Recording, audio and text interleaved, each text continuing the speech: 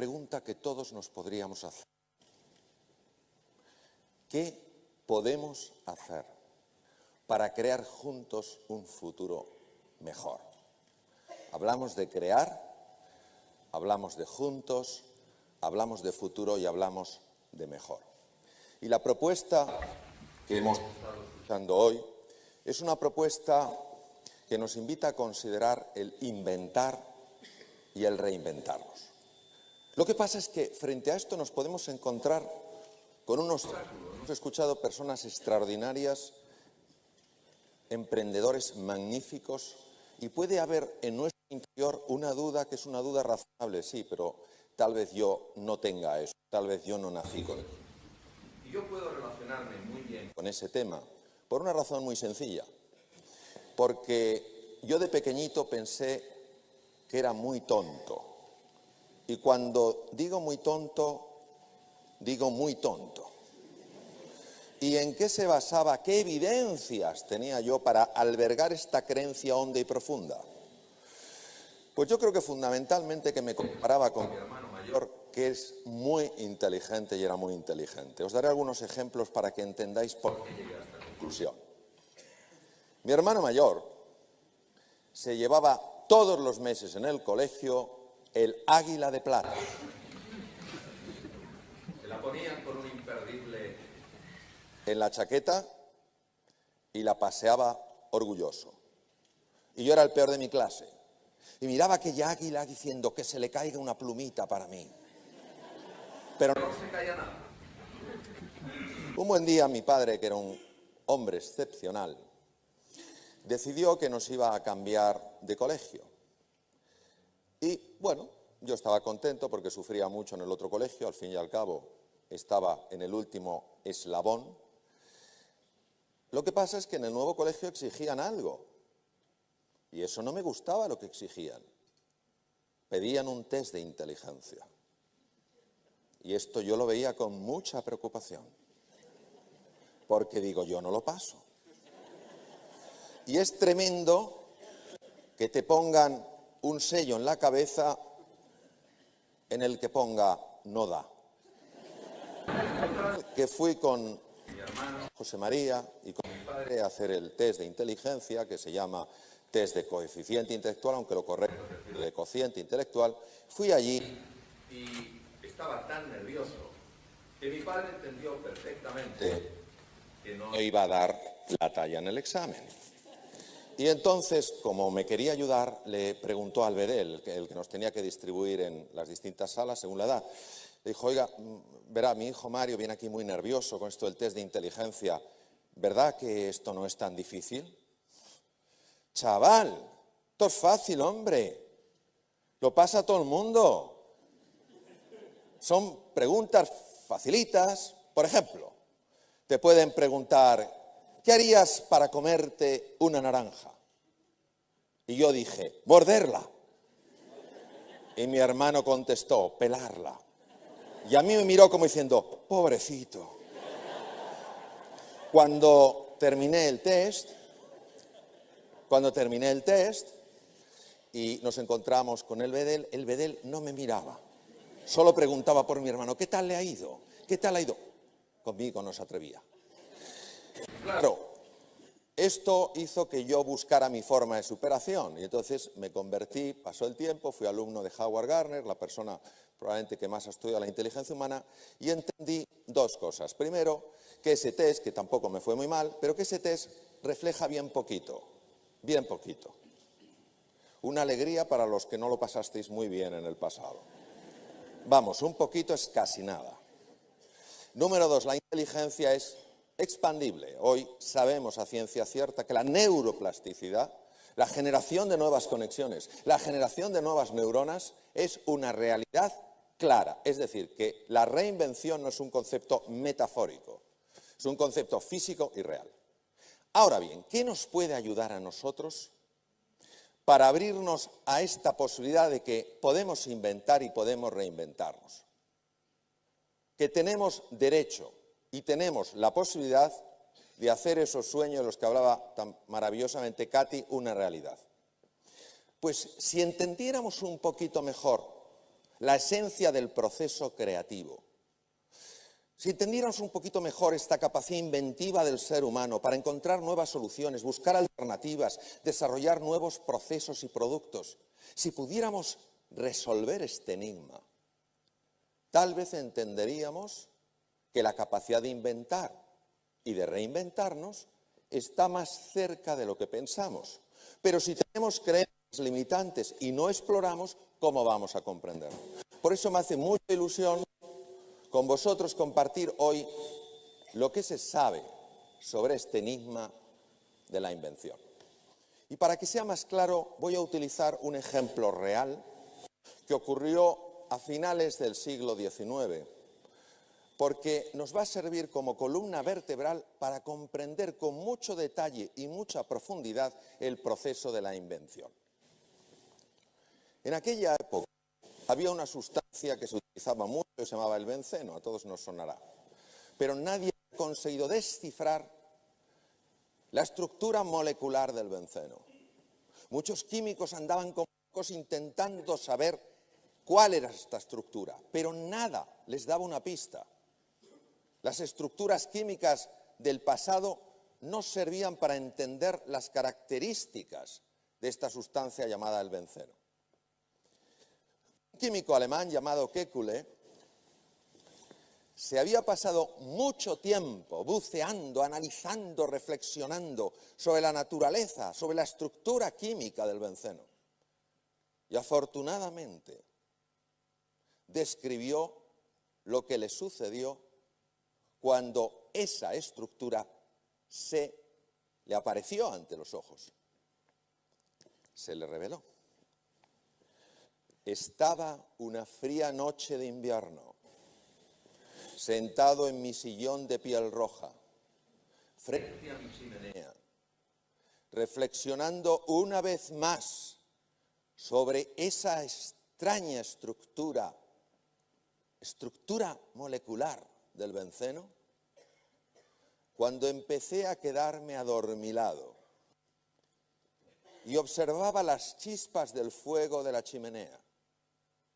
Y de repente vi cómo esas chispas salían de la chimenea, empezaban a dar vueltas por el techo, como si fueran una gran serpiente que súbitamente se mordió la cola.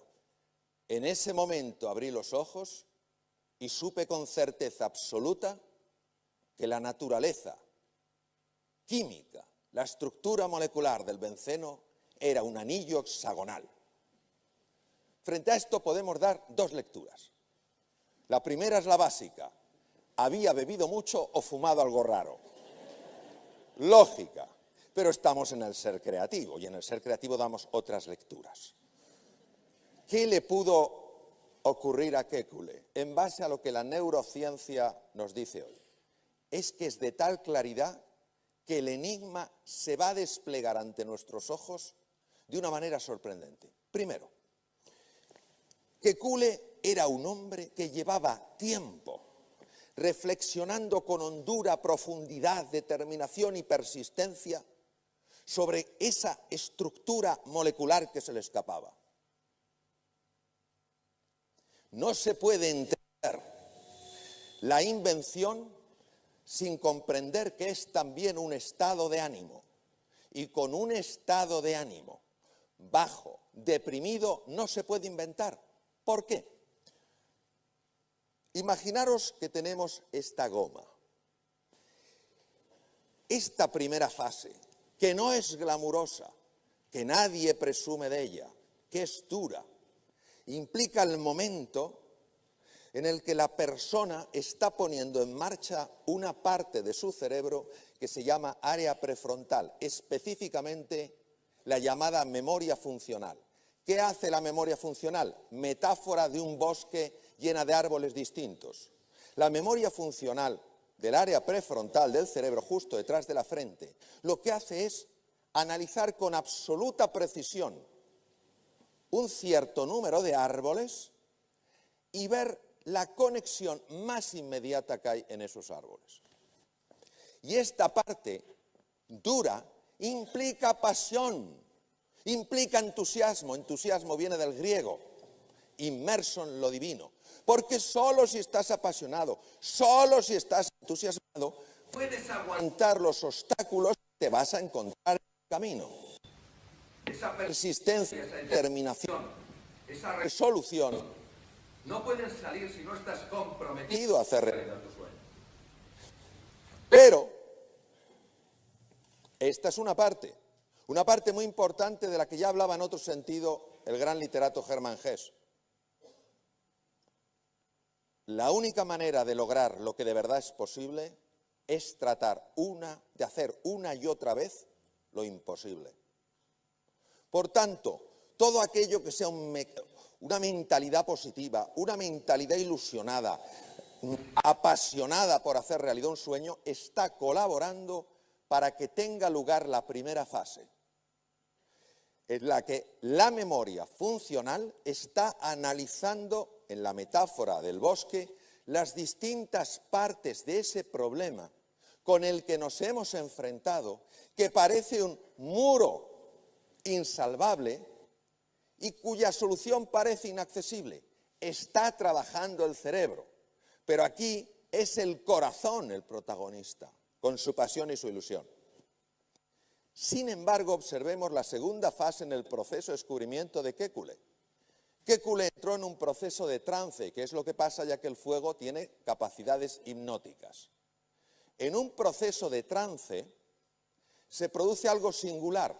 La consciencia se mete dentro y lo que sabemos es que cuando se entra en un proceso de trance, y ahora os hablaré de los trances, porque no penséis que los trances es que de repente, ¡ay, me ha dado un yuyu! No, el trance es una cosa muy sencilla. Se sabe perfectamente que en esta fase, muy en relación con lo que tú decías, Carl, el hemisferio derecho del cerebro empieza a producir un mar de ondas lentas, sincronizadas, que son ondas alfa. Es decir, tú ya has hecho ese trabajo intenso, has estudiado cada árbol del bosque, has visto las relaciones inmediatas y ahora, por alguna razón, el hemisferio derecho empieza a tomar eso y genera una actividad tan diferente que se observa en el electroencefalograma un patrón de ondas alfa sostenido y en el hemisferio derecho. Esto sucede en esos momentos en los que te das un paseo, que estás escuchando una música que te encanta, que te estás duchando o que estás durmiendo. Por eso, el mejor psicoterapeuta que ha existido probablemente nunca, Milton Erickson, dijo: no me angustia resolver el problema, porque espero, fiado, curioso y fascinado, lo que se va a desvelar. Él entendía muy bien los procesos de trance, ya que fue el que creó la hipnosis ericksoniana. Luego tenemos la primera parte. La memoria funcional del área prefrontal ha estado estudiando cada árbol. Para eso hace falta tiempo, persistencia, ilusión, pasión. Y estableciendo pequeñas conexiones. Y ahora toda esa información se la ha pasado al hemisferio derecho, que cambia su actividad. Y hay un mar de ondas lentas, ondas alfa. Atención, en un momento determinado, la serpiente de fuego se mordió la cola y Kekulé abrió los ojos. Se sabe que ese momento, llamado momento eureka, momento ajá o epifanía, va precedido de una ráfaga de ondas gamma, las más rápidas que existen, justo de una zona del cerebro, la circunvolución temporal superior del hemisferio derecho. Es decir, tenemos ya todos los ingredientes, falta uno. Primero, si no estás apasionado por tu tema, si no tienes confianza en ti mismo y en que vas a encontrar algo, si no estás comprometido, si no tienes determinación y persistencia, no puedes ser creativo ni puedes inventar algo, no porque no tengas la capacidad, sino porque no estás haciendo lo que es necesario hacer. Pero eso no es bastante. Luego hay que llegar a ese slow, hay que bajar, hay que dejar que surja ese mar de ondas alfa en el hemisferio derecho, olvidándote el problema, dándote un paseíto, oyendo música, teniendo una buena charla con amigos, leyendo un libro que verdaderamente te atraiga. Y entonces, solo entonces, tenemos la posibilidad de que ¡zas!, se produzca esa ráfaga de 30 milisegundos de ondas gamma y lo veamos. Pero claro, a veces esa intuición que nos llega del hemisferio derecho de la circunvolución temporal superior puede ser tan rara que dices tú, ¡ay, qué cosa más rara se me ha ocurrido! Y entonces volvemos a la lógica. Ese no es el momento de la lógica, es el momento de la apertura mental, de la fascinación y el asombro del niño. Oye, esto es rarito, pero es curioso.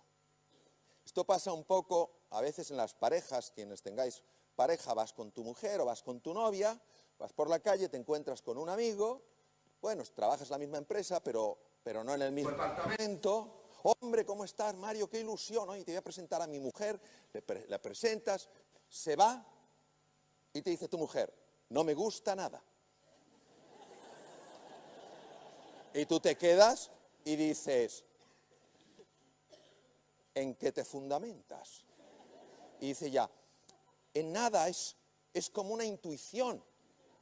Vale, no haces ni caso. Y al cabo de un tiempo este amigo te hace una enorme faena y te acercas de nuevo a tu mujer y con un espíritu abierto le dices, ¿cómo lo averiguaste? Bruja.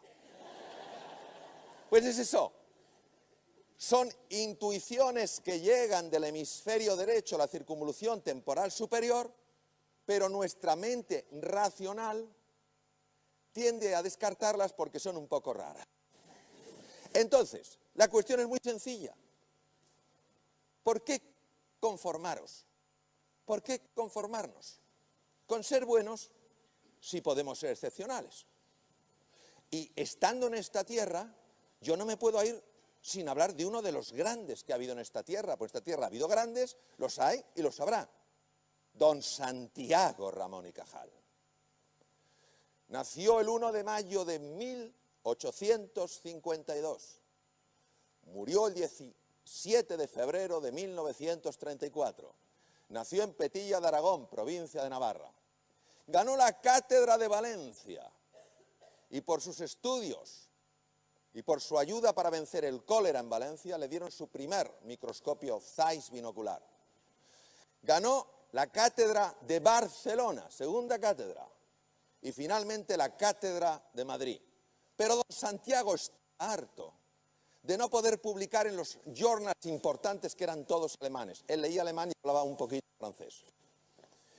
Y se enfadaba cuando veía que en los journals internacionales comentaban cosas sobre el sistema nervioso que él sabía que eran falsas. ¿Por qué lo sabía? Porque él, utilizando la tinción de Camillo Golgi, el italiano, generó una modificación y pudo ver cómo el sistema nervioso se organizaba. Y dijo, pues esto es falso.